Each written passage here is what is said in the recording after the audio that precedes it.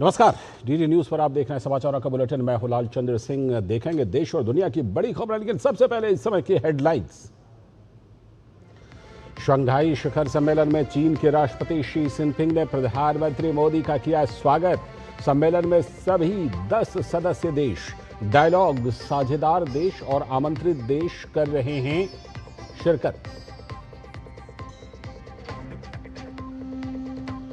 PM Modi ने मन की बात कार्यक्रम में प्रतिभा सेतु से लेकर सोलर क्रांति तक का किया जिक्र। कहा, किसानों की बदल रही है जिंदगी, मिल रहा है मेहनत का फल ज्यादा।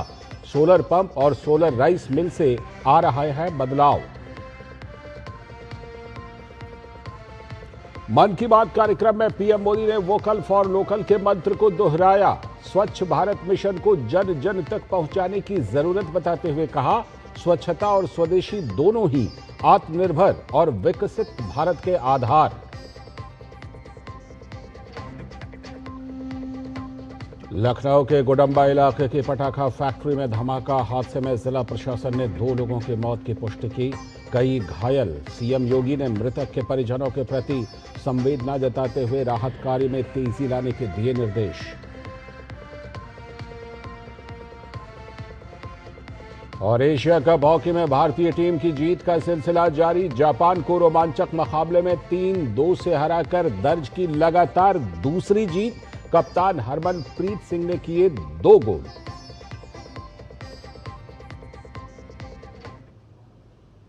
हेडलाइंस के बाद खबरें विस्तार से। चीन के तियानजिन में शंघाई शिखर सम्मेलन में प्रधानमंत्री नरेंद्र मोदी का चीन के राष्ट्रपति शी जिनपिंग ने स्वागत किया।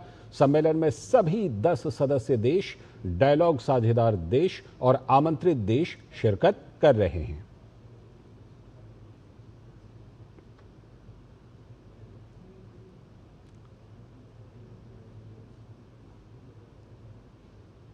और प्रधानमंत्री नरेंद्र मोदी ने चीन के तियानजिन में शंघाई सहयोग संगठन यानी एससीओ शिखर सम्मेलन से इतर म्यांमार के राज्य सुरक्षा एवं शांति आयोग के अध्यक्ष वरिष्ठ जनरल मिन आंग लाइंग से मुलाकात की।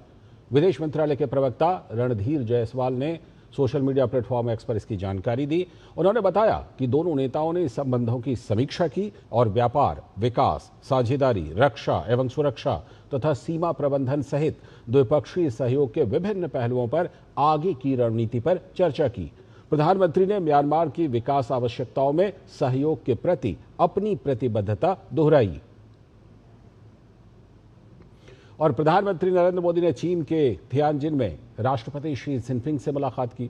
दोनों नेताओं ने द्विपक्षीय संबंधों को आगे बढ़ाने की प्रतिबद्धता जताई। पीएम ने राष्ट्रपति शी को अगले वर्ष भारत की मेजबानी में हो रहे ब्रिक्स शिखर सम्मेलन के लिए आमंत्रित भी किया। चीन के तियानजिन में एक मुलाकात जिस पर दुनिया की नजर रही। इस बैठक में प्रधानमंत्री नरेंद्र मोदी और चीन के राष्ट्रपति शी जिनपिंग ने पिछले वर्ष कजान में हुई बैठक के बाद रिश्तों में तेजी से हुई प्रगति का स्वागत किया। साथ ही दोहराया कि भारत चीन प्रतिद्वंदी नहीं, विकास साझेदार हैं। दोनों देशों के मतभेद विवाद में नहीं बदलने चाहिए। पीएम ने भारत और चीन की रणनीतिक स्वायत्तता का जिक्र करते हुए कहा कि दोनों देशों के रिश्तों को तीसरे देश के लेंस से नहीं देखा जाना चाहिए।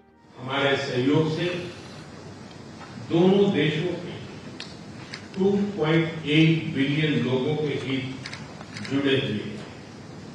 इससे पूरी मानवता के कल्याण का मार्ग भी प्रशस्त होगा।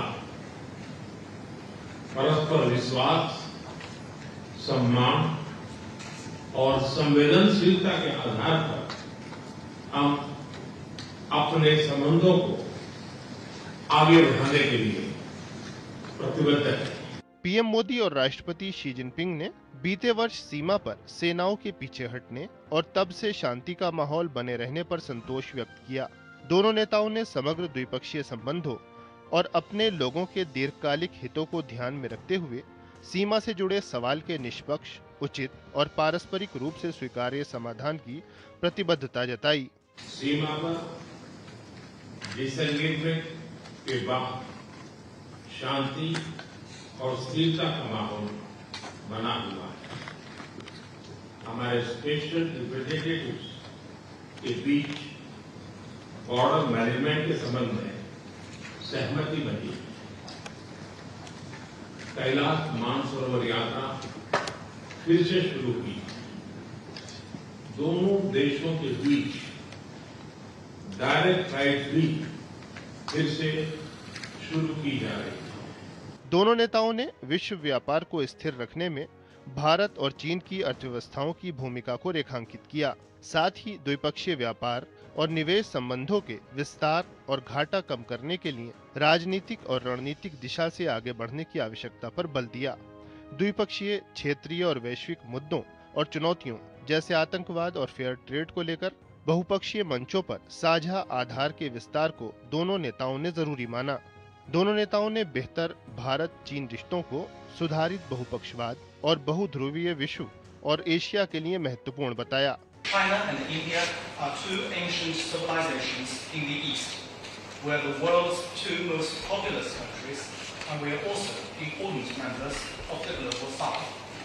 We both shoulder the historical responsibility of improving the well-being of our two peoples, promoting the solidarity and rejuvenation of developing countries, and propelling the progress of human society.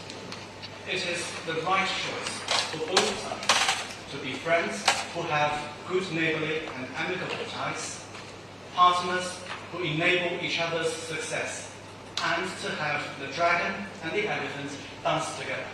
प्रधानमंत्री ने चीनी कम्युनिस्ट पार्टी की polit bureau की स्थायी समिति के सदस्य काई की से भी मुलाकात की। बैठक में भारत-चीन रिश्तों को और मजबूत करने के साथ साथ द्विपक्षीय सहयोग में विस्तार पर भी चर्चा हुई। Bureau report, DD news. और चीन के तियानजिन में 2 दिवसीय एससीओ सम्मेलन के लिए सदस्य देशों के राष्ट्राध्यक्ष और विभिन्न नेता जुटे हुए हैं। तो सम्मेलन स्थल पर रोबोटिक्स भी आकर्षण का केंद्र बन गया है। इस रोबो का नाम ह्यूमनॉइड रोबो जियो हे है, जो लोगों को विभिन्न जानकारी दे रहा है। ह्यूमनॉइड रोबो अंग्रेजी, रूसी और चीनी भाषा में बातचीत करने में सक्षम है। सम्मेलन में शामिल होने आए लोग इस रोबो से चीन से जुड़ी हुई कई जानकारियां ले भी रहे हैं। तो डीडी न्यूज के संवाददाता अरुण शर्मा ने भी इस रोबो से ये खास बातचीत की। इस समय हम चीन के अंदर एससीओ सम्मेलन के अंदर है और यहाँ पर जो पूरी जो एससीओ समिट है उसका एक अट्रैक्शन यहाँ पर ये रोबोट बनी हुई है जो आर्टिफिशियल इंटेलिजेंस है यहाँ की, और ये एक सबसे इंटरेक्ट कर रही है। इनसे बातचीत करके देखते हैं। हाय शाओखा, I am Arun. Hello, Arun. How may I assist you today? Give me any 3 places where I can visit today. 1. Abundant Shanghai iconic waterfront area with colonial architecture and stunning skyline views. 2. Forbidden City in Beijing, historic imperial palace complex showcasing ancient Chinese architecture and artifacts.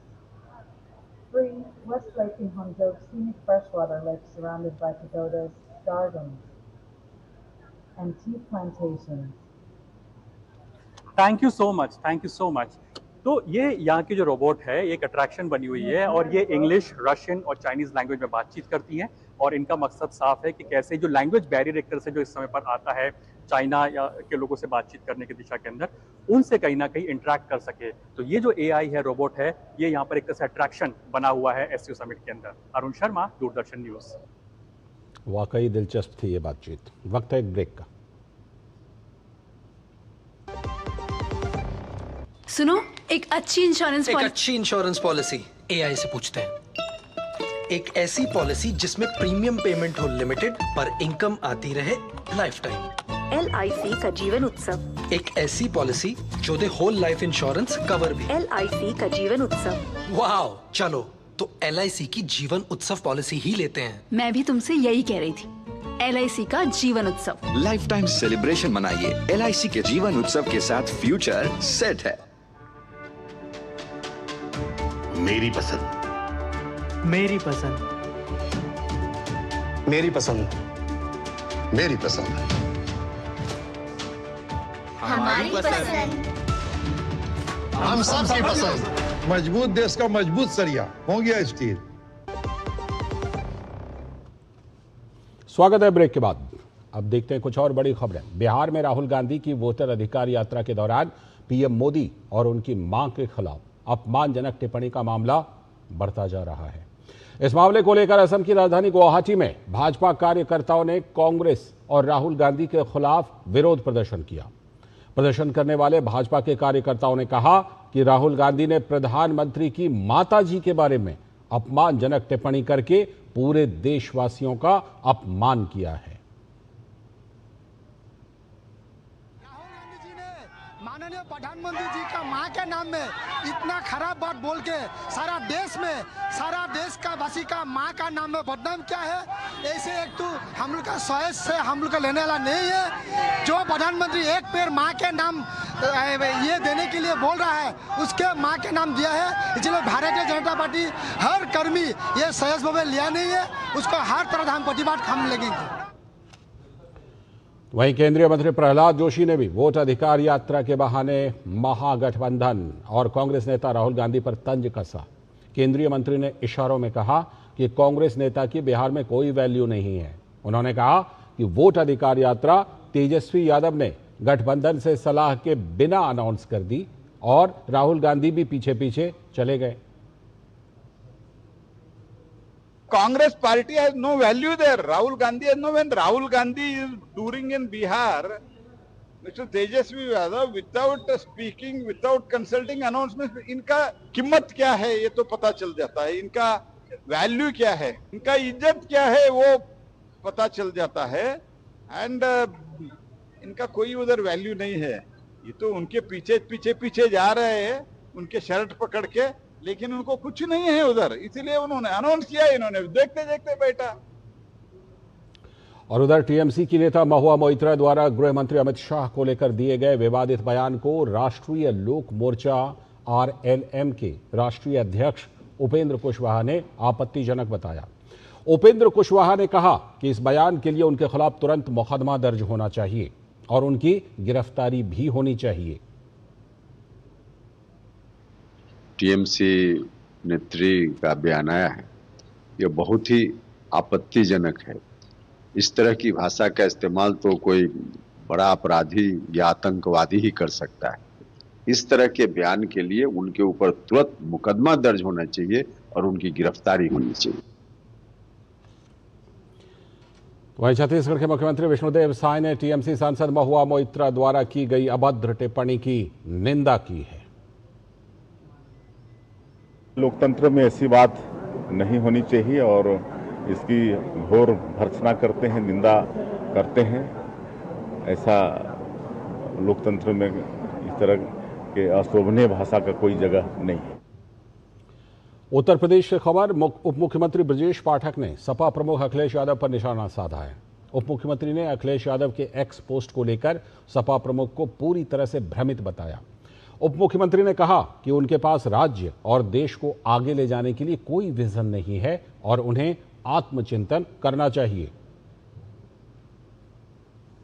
Akhilesh Yadav ji पूरी तरह से दिग्भ्रमित हो चुके हैं। देश को आगे बढ़ाने के लिए, प्रदेश को आगे बढ़ाने के लिए उनके पास कोई विजन नहीं है। आत्मलोकन करें और प्रदेश को आगे बढ़ाने में अपना योगदान दें। और इधर नई दिल्ली में भारत के आध्यात्मिक, सांस्कृतिक और राष्ट्र निर्माण में राज दरभंगा का योगदान विषय पर संगोष्ठी हुई। इसमें राज दरभंगा पुस्तक का विमोचन भी किया गया। इस संगोष्ठी में केंद्रीय वन एवं पर्यावरण मंत्री भूपेंद्र यादव ने कहा कि मिथिला कला, दर्शन, संस्कृति और ज्ञान की धरती है। आज़ादी से पहले भी मिथिला क्षेत्र में राज दरभंगा के प्रयास से शिक्षा, कला और स्थापत्य के लिए बड़ा काम हुआ है। यहाँ तक कि राज दरभंगा ने बनारस में काशी हिंदू विश्वविद्यालय के निर्माण में भी विशेष सहयोग दिया था। आजादी से पहले भी दरभंगा राज में स्थापत्य को लेकर, कला को लेकर, शिक्षा को लेकर बहुत सारा कार्य हुआ और मेरी उत्सुकता भी जगी। और फिर आजादी के पहले पंडित मदन मोहन मालवीय जी ने जिस बनारस हिंदू विश्वविद्यालय की स्थापना करी, उसके लिए मुक्त रूप से दरभंगा राज की तरफ से सहायता दी। दरभंगा मेडिकल कॉलेज खोला गया। आगे बात करेंगे मन की बात की। फिलहाल वक्त है एक और ब्रेक का। जब धरती चीर कर निकलता है लोहे का पत्थर और मिलता है मोंगिया के जोश से, फिर तपता है, पिघलता है और बनता है फौलाद। अब होता है सरिया सारी खूबियों के साथ। मोंगिया स्टील, मजबूत देश का मजबूत सरिया।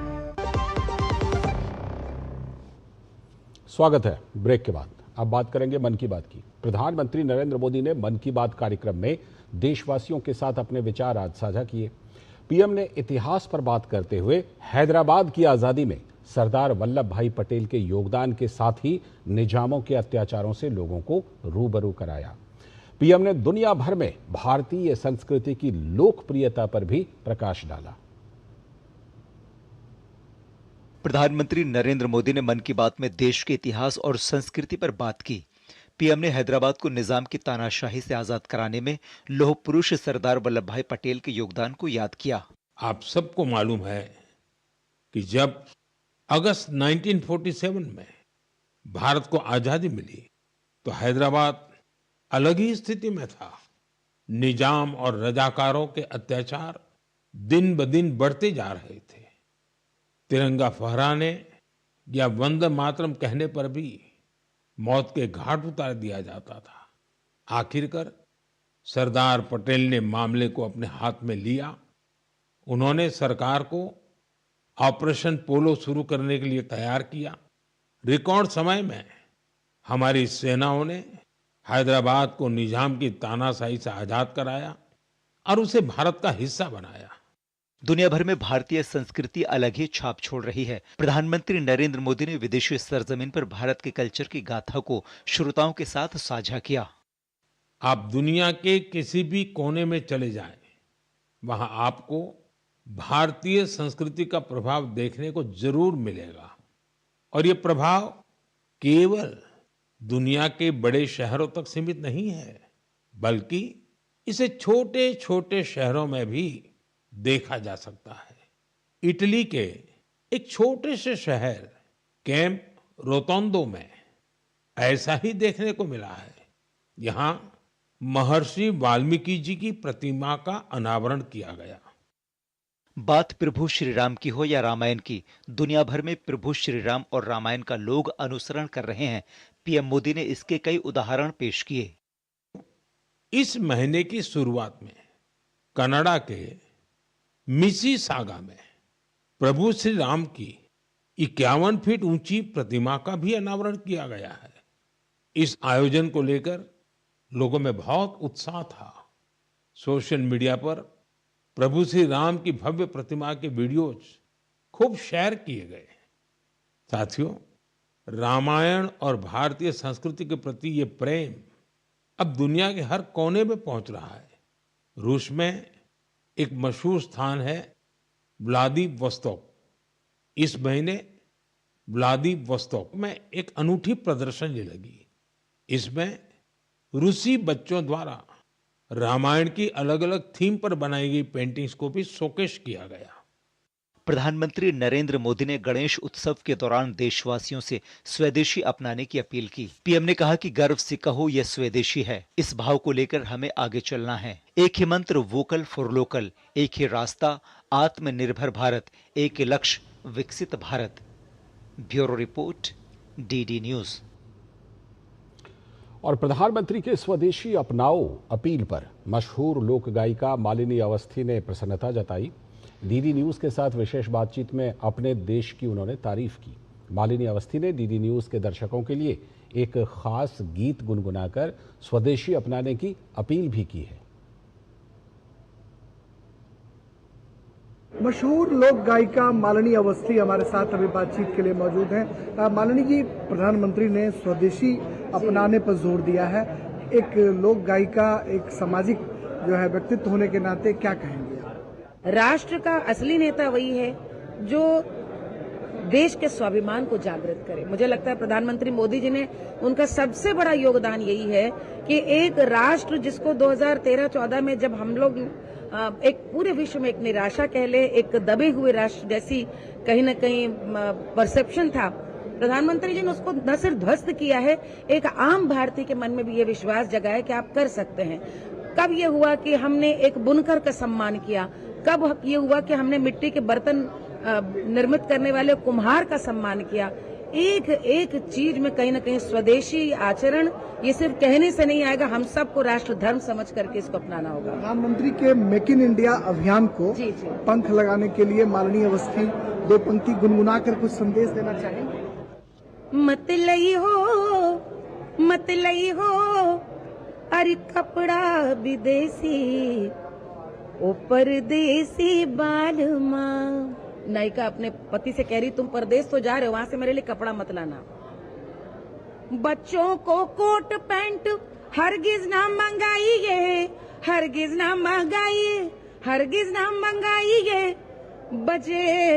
बचे रोजाना रे खर्चा 1000, स्वदेशी ओ बालमा। विदेशी के चक्कर में पैसा रुपया कौड़ी न खर्चा करो, अपना बनाओ, अपना पहनो, स्वदेशी होने में अभिमान करो। धन्यवाद। माननीय अवस्थी जो लोकप्रिय लोक गायिका हैं, वो अपने गीतों के माध्यम से दूरदर्शन के दर्शकों के लिए ये आह्वान करना चाह रही हैं कि स्वदेशी अपनाओ। कैमरामैन पीयूष वर्मा के साथ दिल्ली से मैं राजेश राज, डीडी न्यूज के लिए। तो लोकगीत में स्वदेशी। बढ़ते हैं अगली खबर की तरफ। प्रधानमंत्री नरेंद्र मोदी के मन की बात को उत्तर पूर्वी राज्य अरुणाचल प्रदेश के चांगलांग में लोगों ने ध्यान से सुना, जिसमें बड़ी संख्या में महिलाएं भी शामिल थीं। उनका कहना है कि प्रधानमंत्री ने उत्तर पूर्वी राज्यों के विकास को नई दिशा दी है। पहले मेरे आसपास क्या होता है इसकी जानकारी नहीं होती थी, अब मन की बात कार्यक्रम से विकास की हर योजना के बारे में पता चल जाती है।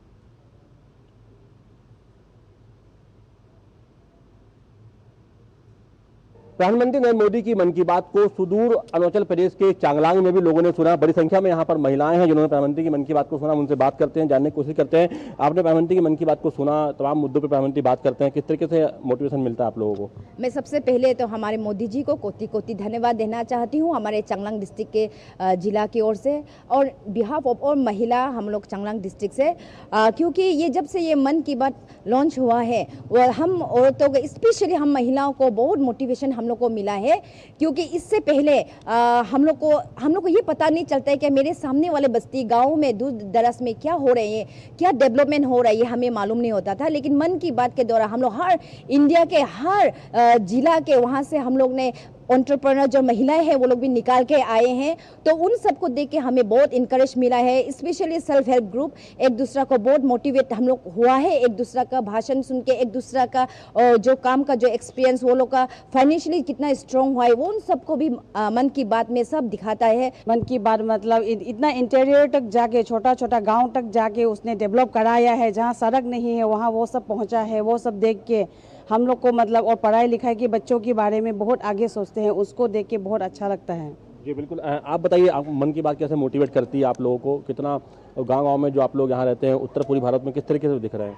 हम लोग तो विजयनगर में रहने वाला है, मैं तो बहुत दूर का रहने वाला है, फिर भी हम लोग मन की बात हमें सुन के बहुत अच्छा लगा, इसलिए थैंक यू। बिल्कुल बिल्कुल। तो ये यहाँ पर सुदूर अरुणाचल प्रदेश के चांगलांग डिस्ट्रिक्ट के यहाँ पर लोग थे जिन्होंने प्रधानमंत्री की मन की बात को सुना।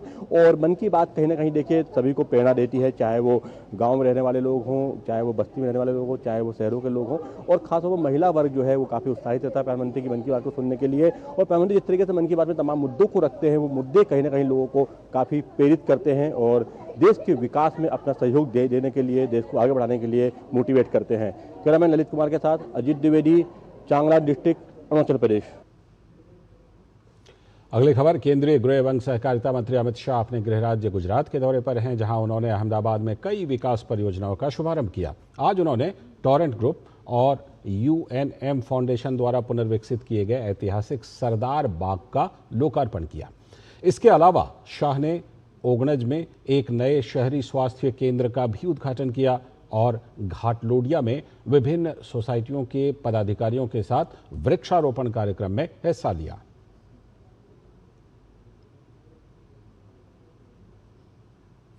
खबर खेल के मैदान से। बिहार के राजगीर में खेले जा रहे एशिया कप 2025 में भारतीय हॉकी टीम का शानदार प्रदर्शन जारी है।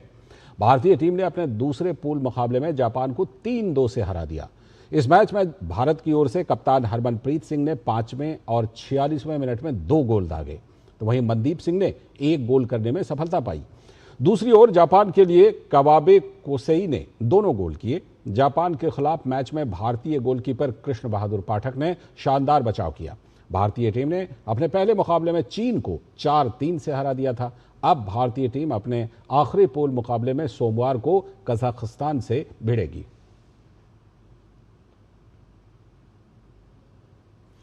इस बुलेटिन में फिलहाल इतना ही। हमें दीजिए अनुमति। नमस्कार।